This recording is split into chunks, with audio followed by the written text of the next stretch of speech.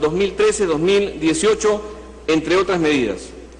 Como ya hemos manifestado, el presidente de la República lidera el denominado Consejo de Estado, en donde se abordan los principales problemas y retos del país y en el cual el tema de la seguridad ciudadana es uno de los aspectos que permanentemente se discuten más allá o de modo complementario a lo establecido por el Consejo Nacional de Seguridad Ciudadana. En 83 se autorizó al Poder Ejecutivo a adjudicar viviendas a los deudos de los miembros de las Fuerzas Armadas y Policía Nacional fallecidos sin cumplimiento del deber. Este beneficio se extendió por la Ley 25964 al personal que resultara con invalidez permanente cumpliendo con su deber.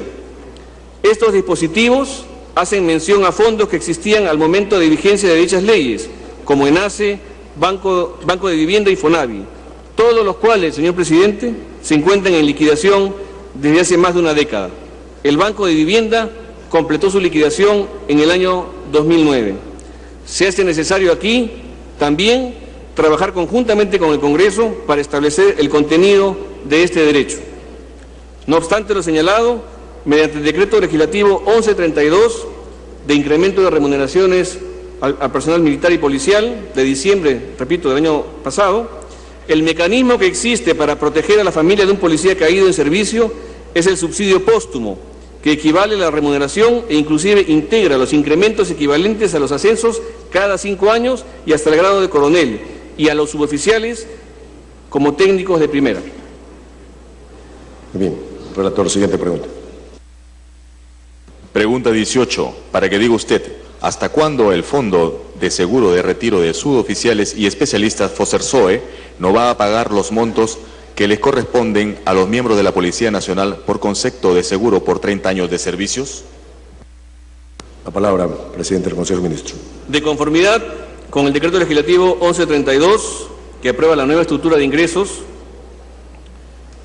en su séptima disposición complementaria final se establece que a partir de la vigencia de dicha norma, comillas, se deja sin efecto la obligación de efectuar los aportes del personal militar de las Fuerzas Armadas y policial de la Policía Nacional de Perú, así como los de situación de disponibilidad o retiro, a los fondos de seguro de retiro, compensación y cesación, así como los aportes del Estado correspondientes al personal militar y policial.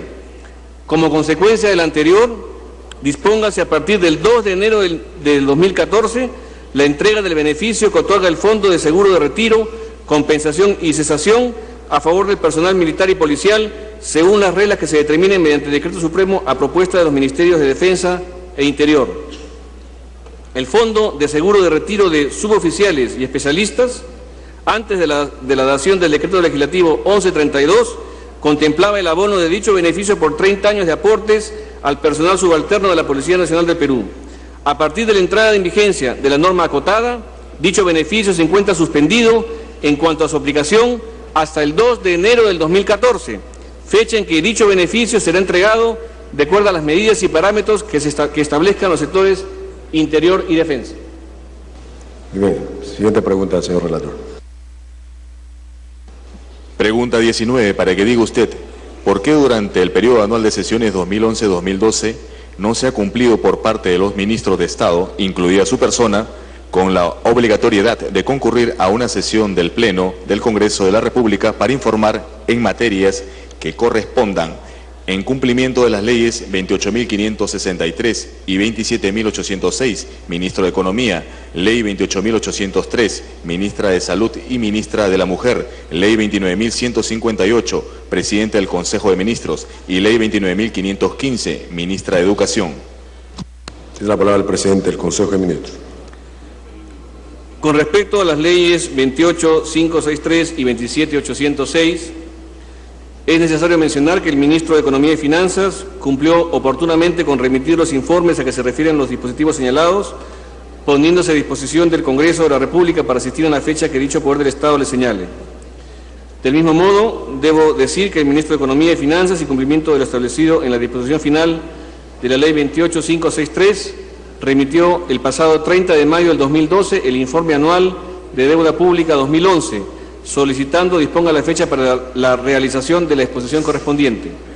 Asimismo, ese día, el Ministro de Economía y Finanzas, en cumplimiento de lo dispuesto en la Ley de Responsabilidad y Transparencia Fiscal, cumplió con remitir la declaración sobre el cumplimiento de la responsabilidad fiscal correspondiente al año 2011. Sobre la concurrencia al Pleno de la señora Ministra de Educación, en cumplimiento de lo establecido por la norma de la referencia, debo hacer mención que el año pasado, el 30 de marzo, se puso a disposición del Congreso de la República y el 25 de marzo compareció ante el Pleno de este Congreso. Sobre las obligaciones del Ministerio de la Mujer y el Ministerio de Salud en relación a la Ley 28.803, presentarán en la segunda legislatura el informe anual correspondiente al año 2012.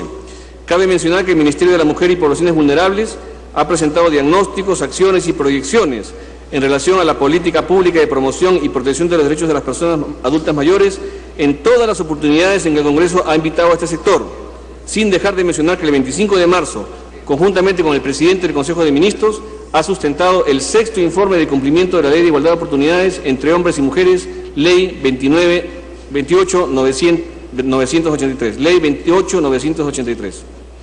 Finalmente, sobre las obligaciones de la Presidencia del Consejo de Ministros, derivadas de la Ley 29.158, Ley Orgánica del Poder Ejecutivo, en lo relativo a informar al Congreso, en su artículo 19, inciso 12, informamos lo siguiente. El Plan Nacional de Acción por la Infancia para el periodo 2012 será presentado ante el Pleno del Congreso en la fecha que éste ha señalado, es decir, el próximo jueves 18 de abril. Sobre el informe 2012, en relación a los avances de la Ley de Igualdad de Oportunidades, como se ha señalado, se sustentó ante el Pleno del Congreso este informe el pasado 25 de marzo. Muy bien, la siguiente pregunta, señor relator. Pregunta 20, para que diga usted, ¿por qué transcurrido más de 6 meses desde su presentación ante el Congreso de la República con motivo de su designación como presidente del Consejo de Ministros, no ha dado cumplimiento a su ofrecimiento relativo a la presentación de proyectos de ley anunciados como prioritarios relacionados con la seguridad ciudadana, como por ejemplo la ley que perfecciona la reiterancia y reincidencia en delitos menores o la ley que crea competencia para juzgamiento en el ámbito nacional de delitos vinculados a quienes se exceden en actos de protesta, como toma de carreteras y afectación de servicios públicos, o la ley de eficacia a la persecución del delito bajo el nuevo Código Procesal Penal? La palabra al presidente del Consejo de Ministros. Muchas gracias, señor presidente. Todos los proyectos de ley mencionados en el discurso de investidura están presentados en el Congreso o ya son normas con rango de ley. El 100% de lo que se señaló respecto al marco normativo, el día de hoy está integrado o en decretos legislativos o en proyectos que están a manos del Congreso de la República.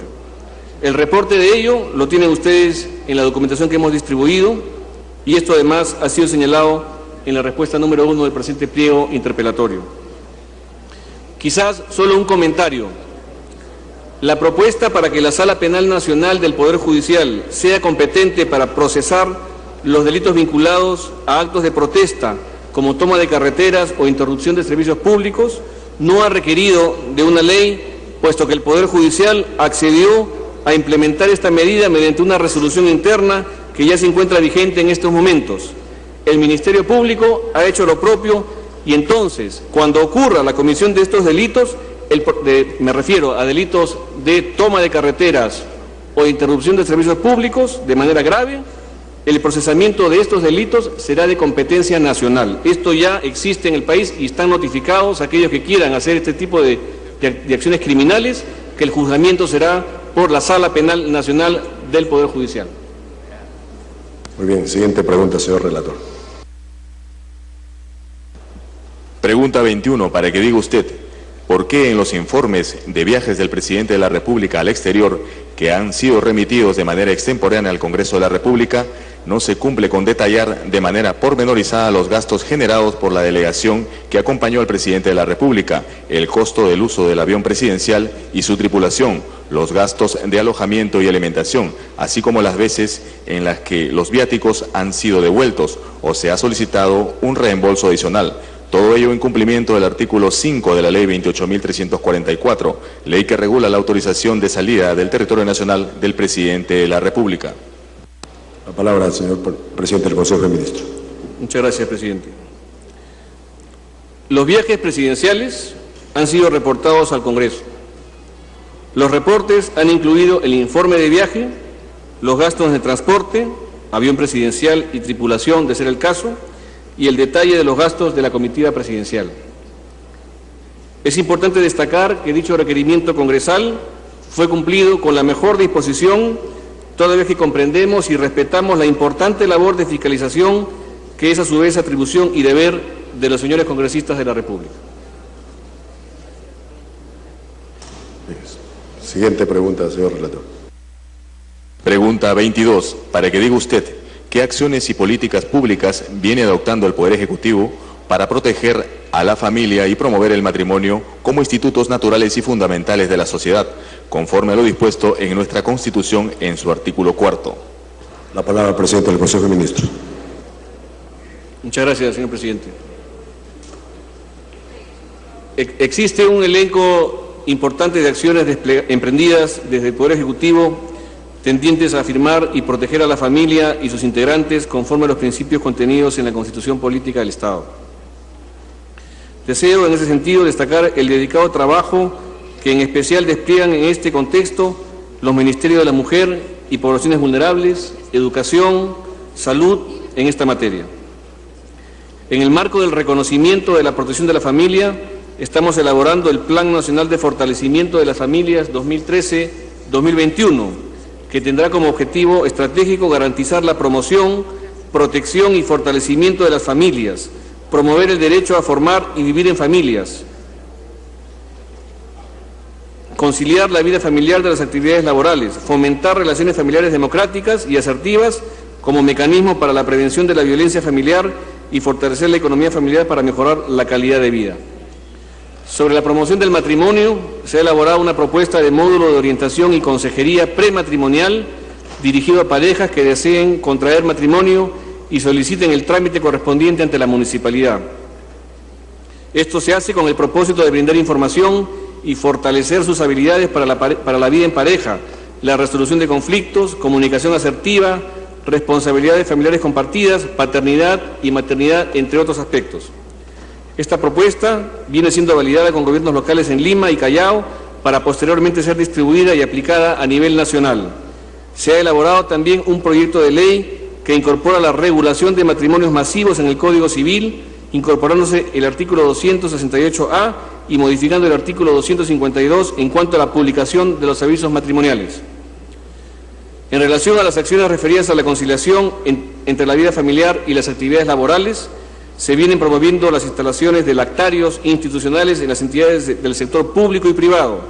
Al respecto, se han implementado en el 2012 249 lactarios en 127 instituciones públicas, beneficiando aproximadamente a 581 mujeres trabajadoras con hijos en edad de lactar. El número de lactarios identificados representó un aumento del 36% respecto al año 2011. Asimismo, con la publicación de la Ley 29896, Ley del Ministerio de la Mujer y Poblaciones Vulnerables, a la fecha se ha promovido la inauguración de lactarios en diversas instituciones privadas. Señor presidente, al finalizar este pliego interpelatorio que nos convoca, quiero reiterar la plena disposición del Gobierno, del Poder Ejecutivo, en trabajar conjuntamente con el Parlamento en la tarea de seguridad ciudadana. Esta asociación entre los dos poderes del Estado, a la que debe integrarse, por cierto, el Poder Judicial también, con mucho énfasis, pero en el caso de la asociación nuestra, Parlamento, Ejecutivo, pasó airosa la prueba de la delegación de facultades legislativas que nos hicieran el año pasado y que el Ejecutivo honró con normas que no se excedieron el mandato entregado y ayudaron a resolver demandas de varias décadas. Esta alianza debe continuar, respetando obviamente las funciones de control político y fiscalización del Parlamento. Si en ese cometido en algún momento hemos expresado frases o realizado acciones que han incomodado, como peruano y funcionario público expreso mis satisfacciones. En nuestro caso, nada más lejos que la soberbia y la indiferencia. Tomando en consideración el mandato de concertación y política integral de lucha contra el delito, y haciendo honor al hecho de que coincidimos en que se trata del principal problema del país, el pasado 2 de marzo propusimos la celebración de un pacto por la seguridad ciudadana. Un pacto por la seguridad ciudadana el mismo que ha sido reiterado al presidente del Congreso. Aquí ante ustedes ratificamos